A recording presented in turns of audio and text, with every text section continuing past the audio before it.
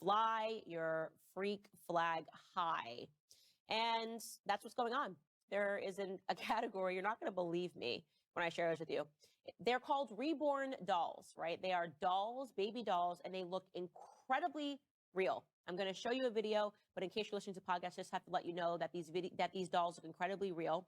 They're supposed to be hyper-realistic dummies that can be treated like real children and even given a birthing ceremony and even a heartbeat.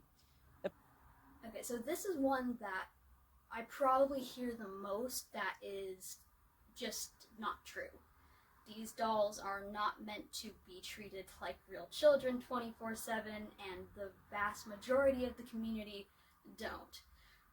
These dolls have dust on them, and I should probably have, dusted them off before displaying them for a video, but my camera's not that good, so hopefully you can't see it. They have dust because, well, they're dolls, not real babies, and they sit there most of the time because I don't treat them like real children. They may sit in real children's furniture, they may wear real children's clothes, but I don't view them as sentient beings. I don't feel like I have to take care of them 24/7. For most of the week, they just sit there being displayed because they're pieces of art. They may happen to be interactive pieces of art, but for me, that just makes them more interesting.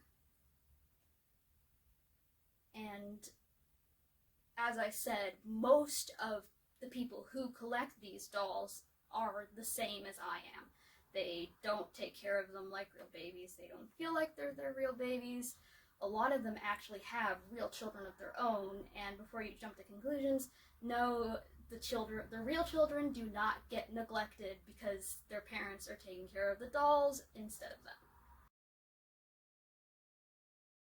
And this one woman who I'm going to show you has even gone so far as to take this baby doll to the doctor. And that's, I don't know, guys, just take a listen. But we're going to be treating it responsibly. And she's still running a fever. She is hungry because she is really fussy. So we're going to make our bottle again. The doctor gave us medicine for her, so we are going to give her medicine with her medicine passy. So let's get into that. I'm going to put her in her crib just so I can have my hands empty. Here we are. I am pretty sure, like really sure, there is a potential that I could be wrong, but I'm almost certain that this video she's showing now is what is referred to as a roleplay video.